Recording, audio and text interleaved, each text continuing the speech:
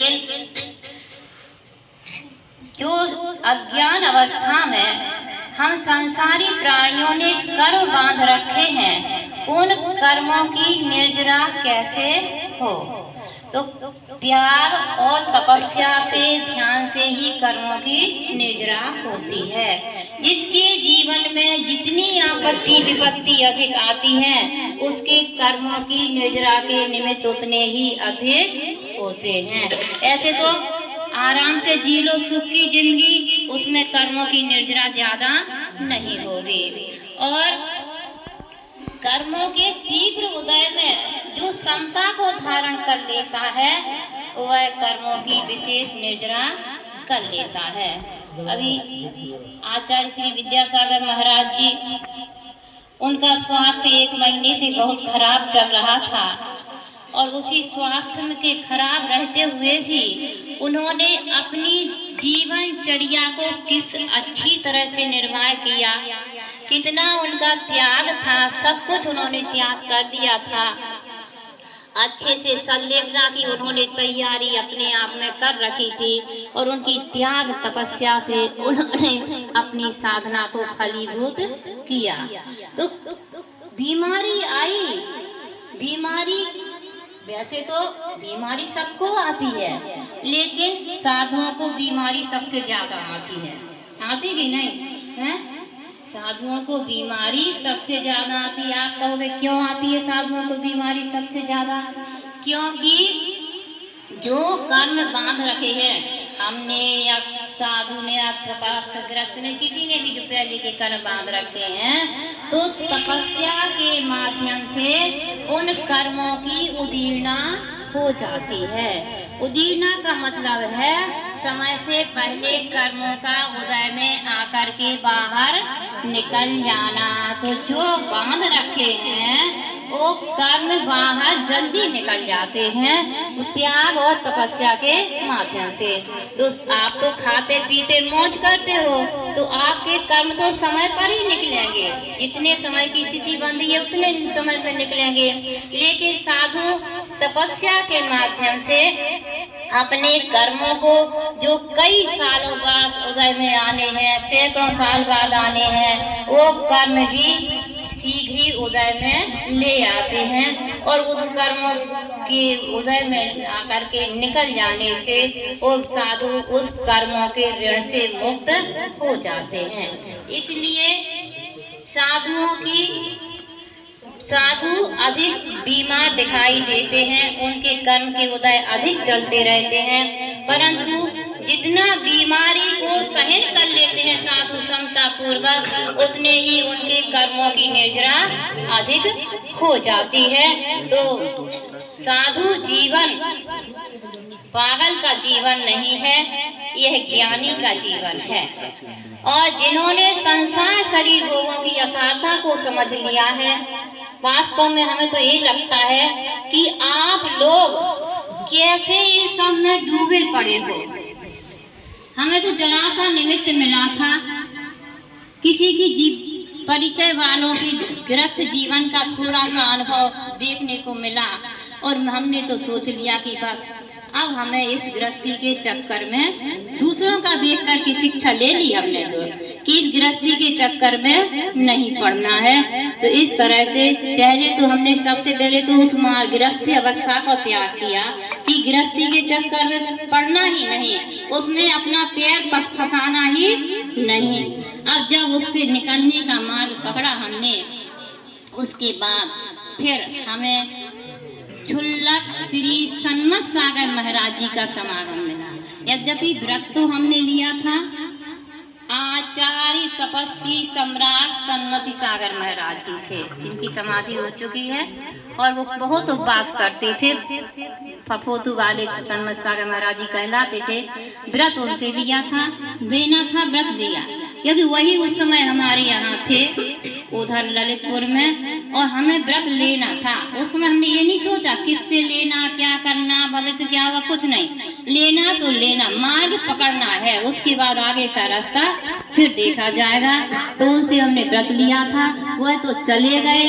इसके बाद क्षुल्लक सन्मत सागर महाराज जी का ललितपुर में पदार्पण हुआ और उनसे उनके सानिध्य में आए तो उन्होंने आशीर्वाद दिया और उनको हमने ऐसे नहीं एक प्रवचन सुना, सिर्फ उनका सन्मत सागर महाराज जी का एक प्रवचन सुना रात्रि में, और उस एक प्रवचन को सुनकर के हमने निर्णय कर लिया कि एक गुरु बनाने के योग्य हैं और हमने उनको गुरु स्वीकार कर लिया। और वास्तव में सन्मत सागर महाराज जी के वात्सल्य की तो क्या कहें, एक माँ और पिता के प्यार से भी बढ़कर के उनका प्यार था।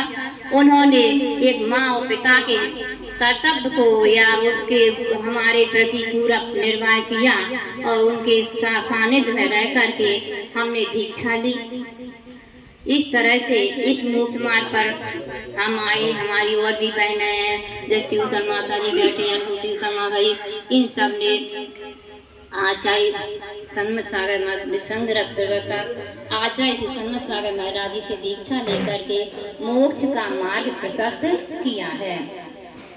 तो साधु बन जाना ही सही जन्म है हमारा। अब साधु बन करके करना क्या है? साधु बनकर के मतलब ये नहीं है कि दीक्षा ले ली हम तो साधु बन गए, हमारा मोक्ष हो जाएगा, हमारा कल्याण हो जाएगा। एक बाह्य दीक्षा लेने से कुछ नहीं होने का। अभी इसके लिए हमें बहुत पुरुषार्थ करने की आवश्यकता है। ये बाह्य साधना है, इसके साथ साथ में हमें अपनी अंतरंग की साधना बनानी है।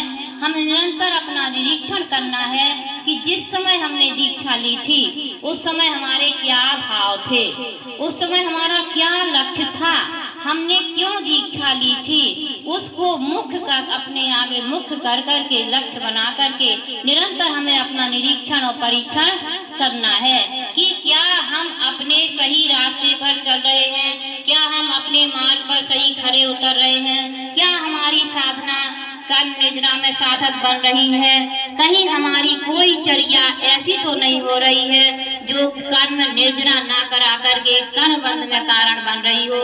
इस प्रकार हम अपना निरीक्षण और परीक्षण प्रति समय करते रहे और अपने को सावधान बनाए रखें। तो दीक्षा दिवस का मतलब तो यही होता है कि हम अपना परिलेखन करें और अपने आप को उस मार्ग पर और अधिक आगे बढ़ाने का प्रयास करें।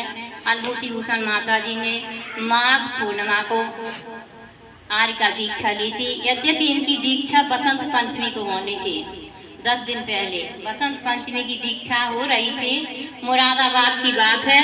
तो वहाँ पर जैसे ही आचार्य श्री ने समाज के लोगों को बताया कि यहाँ पर दीक्षा होने वाली है, तो समाज के लोग बोले महाराज जी बसंत पंचमी को दीक्षा मत दो।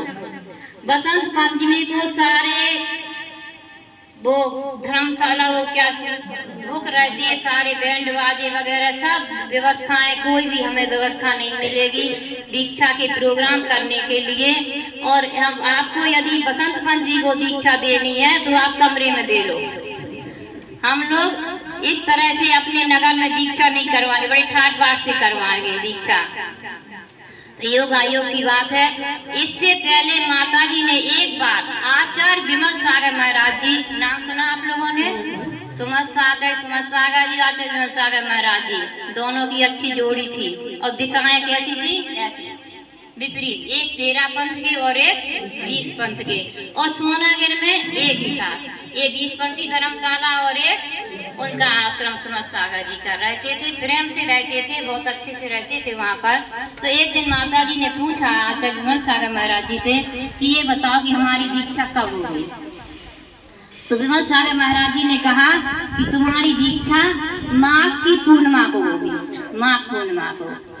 अब बात तो आई गई हो गई, 2-4 साल निकल गए, लेकिन जब माघ की पूर्णिमा को माता जी की दीक्षा फाइनल हुई तब वो बात याद आई आचार्य विमल सागर जी के शब्द कि देखो जिस समय जो होना होता है ऐसे ज्ञानियों के मुख से ऐसे वचन निकलते हैं और वह वचन एक दिन सिद्ध हो जाते हैं, सार्थक हो जाते हैं। तो माघ पूर्णिमा को माता जी ने अपने ब्रह्मचर्य जो ब्रह्मचारिणी की जो अवस्था थी उसको भी त्याग करके और इस आर्यिका के योग महाव्रतों को ग्रहण किया है।